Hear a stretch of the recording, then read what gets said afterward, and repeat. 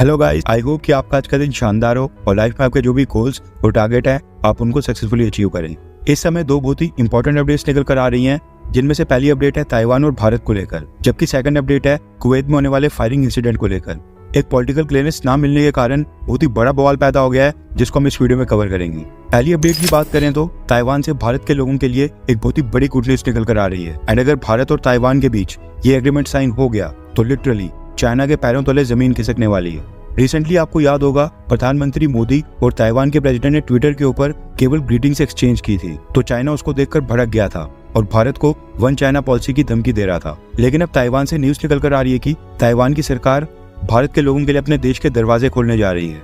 अब क्योंकि Bharat one China policy को फॉलो करता है, तो इस कारण से ताइवान भारत में अपनी एम्बेसी नहीं खोल सकता है, न ही ताइवान की सरकार भारत के लिए अपना कोई एम्बेसडर अपॉइंट कर सकती है। लेकिन आप सोच रहे होंगे कि ताइवान के इतने सारे लोग भारत आते हैं, ताइवान की कितनी सारी कंपनीज ने भारत में कितनी सारी इन्वेस्टमेंट की हुई है और भारत के भी कई लोग हर साल ताइवान जाते हैं, फिर वो कैसे हो सकता है? अब जब दुनिया के बाकी सभी देशों ने वन चाइना पॉलिसी के चलते ताइवान को मान्यता देने से इनकार कर दिया था, तो ताइवान की सरकार ने क्या किया कि हर एक देश से कहा कि बेशक आप हमें अपने देश में एम्बेसी को सेटअप करने ना दें, ना ही एम्बेसडर की नियुक्ति करने दें। लेकिन अब क्योंकि दोनों देशों के बीच लोगों का आना जाना लगा रहेगा, जब भी दोनों देशों की सरकारों को कोई भी डिप्लोमेटिक मैसेज एक्सचेंज करना होगा, उसके लिए हम आपके देश में एक ऑफिस खोल लेते हैं, जिसको हम बोलेंगे Taipei economic and cultural centre. यानी एक ऐसा ऑफिस जो दोनों देशों के बीच केवल इकोनॉमिक और कल्चरल टाइज को मजबूत करने का काम करेगा। ताइपेई ताइवान की राजधानी है, इसलिए उसके नाम पे यह नाम रखा गया। इस तरह से ताइवान ने दुनिया के कई सारे देशों में Taipei economic and cultural centre खोले और भारत में भी 34 पश्चिमी मार्ग वसंत विहार न्यू दिल्ली में ताइवान का Taipei economic and cultural centre है। यहाँ पर बाकायदा ताइवान के डिप्लोमेट्स की टीम होती है।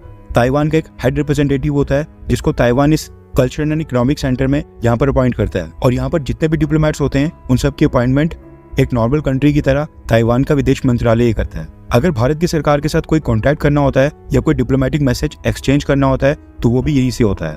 यानी इनडायरेक्टली कल्चरल और इकोनॉमिक सेंटर वही काम करते हैं जो एक एम्बेसी या हाई कमीशन करता है। भारत के किसी भी व्यक्ति को अगर ताइवान जाना होता है, तो उसको भी यहीं पर आकर अपने डॉक्यूमेंट्स और डिटेल सबमिट करनी होती है, और डिटेल सबमिट करके ताइवान के वीजा के लिए अप्लाई करना होता है। अब होता क्या है कि किसी भी दूसरे देश में ट्रैवल करने के लिए आपको सबसे पहले एक पासपोर्ट चाहिए होता है, लेकिन उसके साथ ही उस देश के वीजा के लिए भी अप्लाई करना पड़ता है जहाँ पर आपको ट्रैवल करना होता है। उस वीजा एप्लीकेशन को प्रोसेस करने में कई हफ्ते, महीने और अमेरिका जैसे देश में तो साल का भी समय लग जाता है। सेम चीज ताइवान के केस में भी थी।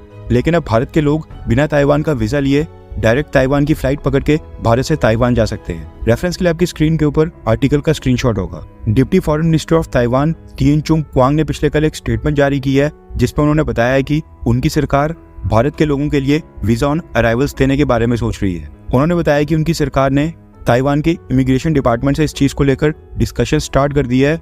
अब क्योंकि उनकी सरकार सिंगल हैंडेडली ये फैसला नहीं ले सकती है, इसलिए उन्होंने अपनी तरफ से इमिग्रेशन डिपार्टमेंट को प्रपोजल भेज दिया है। उन्होंने कहा कि इमिग्रेशन डिपार्टमेंट के साथ सारी चीजें डिस्कस करने के बाद भारत के लोगों के लिए वीजा ऑन अराइवल की फैसिलिटी जल्दी स्टार्ट हो जाएगी, जिसका मतलब है कि भारत के लोगों को ताइवान के वीजा के लिए ना ही भारत में कोई एप्लीकेशन सबमिट करनी पड़ेगी, ना ही अप्रूवल का वेट करना पड़ेगा, बल्कि वो नेक्स्ट फ्लाइट पकड़ के ताइवान जा सकते हैं और ताइवान के एयरपोर्ट के ऊपर लैंड होने के बाद वो वहाँ पर इमिग्रेशन डिपार्टमेंट से पहले वीजा ऑन अराइवल्स का एक सिंपल सा फॉर्म भर के ताइवान में एंट्री ले सकते हैं।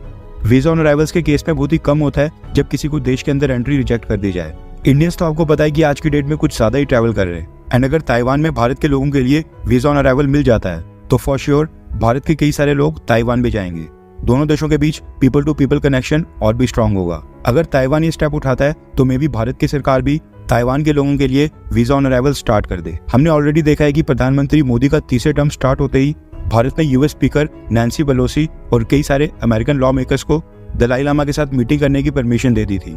कुछ ही हफ्तों में भारत सरकार भी तिब्बत के 30 नए नामों की घोषणा करने वाली है, और तिब्बत की तरह ताइवान भी एक ऐसा ट्रम्प कार्ड है जो भारत सरकार इस समय एक्सप्लोर कर रही है। आई होप कि प्रधानमंत्री मोदी ताइवान के साथ रिलेशंस को और मजबूत करेंगे। आज की सेकंड अपडेट आ रही है कुवैत में फायरिंग इंसिडेंट को लेकर। एंड आप देखिए कि किस तरह से एक भारी देश में घटना घटती है और हमारी स्टेट गवर्नमेंट्स और खासकर कुछ पॉलिटिकल पार्टीज इस मौके का फायदा अपनी लोकल पॉलिटिक्स को चमकाने के लिए किस तरह से करती हैं। दरअसल कुवैत में जो फायरिंग इंसिडेंट हुआ था, उनमें जिन 46 भारतीय लोगों की जान गई थी, उनमें से सबसे ज्यादा 24 वर्कर्स केरला से थे। अब केरला के अंदर वहां पर लेफ्ट डेमोक्रेटिक फ्रंट की सरकार है। जैसे ये घटना सामने आई उसके बाद केरला की सरकार ने विक्टिम्स की फैमिली के लिए 5 लाख और इंजर्ड्स की फैमिली के लिए 1 लाख की कंपनसेशन देने की घोषणा की। अब इसमें कोई भी प्रॉब्लम नहीं है, केरला की सरकार है, वो अपने खजाने से जितने मर्जी पैसे बांटे, ये उनका अधिकार है। लेकिन इसके साथ ही केरला की सरकार ने एक कैबिनेट की मीटिंग बुलाई और डिसाइड किया कि केरला गवर्नमेंट की हेल्थ मिनिस्टर वीना जॉर्ज को कुवैत भेजा जाएगा और वो कुछ हेल्थ वर्कर्स की टीम के साथ कुछ दिनों तक कुवैत में रहकर ये सुनिश्चित करेंगे कि जो भी इस फायरिंग इंसिडेंट में लोग घायल हुए हैं उनको कुवैत के अंदर वहां पर प्रॉपर मेडिकल ट्रीटमेंट मिल रहा है या फिर नहीं। यानी कि एक स्टेट गवर्नमेंट ये सब डिसाइड कर रही है, जबकि भारत ने minister of state for external affairs Kirtivardhan Singh sir को उसी समय कुवैत भेज दिया था जब ये फायरिंग इंसिडेंट हुआ था। उन्होंने कुवैत में जाकर न सिर्फ कुवैत की सरकार के ऑफिशियल्स के साथ वहां पर कई सारी मीटिंग की, बल्कि कुवैत के हॉस्पिटल्स में जाकर इंजर्ड भारतीय लोगों के साथ भी मुलाकात की और ये सुनिश्चित किया कि भारत के लोगों को कुवैत के अंदर वहां पर प्रॉपर मेडिकल ट्रीटमेंट मिले और जो भी इस घटना के दोषी हैं उनके ऊपर प्रॉपर कार्रवाई हो। अब जब भारत सरकार को रिप्रेजेंट करने के लिए एक यूनियन मिनिस्टर कुवैत में है, उसके साथ साथ पैरेलल में केरला की सरकार ने डिसाइड किया कि वो भी अपना एक हेल्थ मिनिस्टर और कुछ हेल्थ ऑफिशियल्स कुवैत भेजेगी।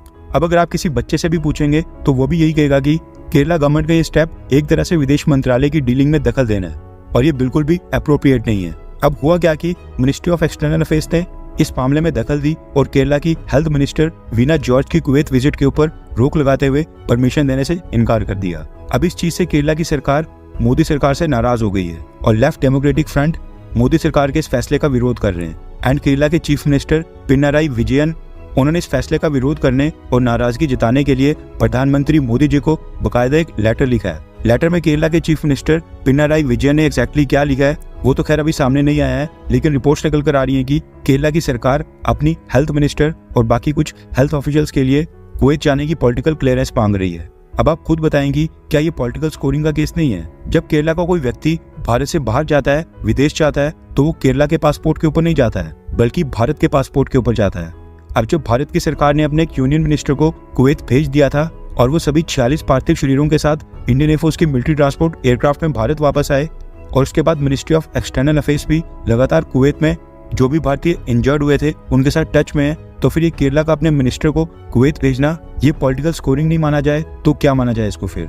और ऐसा नहीं है कि कुवैत में इस फायरिंग इंसिडेंट में अकेले केरला के लोग थे, बाकी के लोग तमिलनाडु, उड़ीसा, आंध्र प्रदेश, यूपी इन सब स्टेट से थे। इनकी सरकारों ने तो ये मांग नहीं की कि ये अलग अलग अपने मिनिस्टर्स को कुवैत भेजना चाहते हैं, फिर अकेले केरला की गवर्नमेंट से डिमांड क्यों आ रही है? मेरा मानना है कि केरला की हेल्थ मिनिस्टर को कुवैत जाने की पॉलिटिकल क्लियरेंस ना देकर मोदी गवर्नमेंट ने बिल्कुल ठीक किया है और ये बिल्कुल सही स्टेप है। लेकिन मैं यहाँ पर आपकी भी राय जानना चाहता हूँ कि क्या केरला के हेल्थ मिनिस्टर को कुवैत जाने से रोककर मोदी सरकार ने सही किया, हाँ या फिर ना?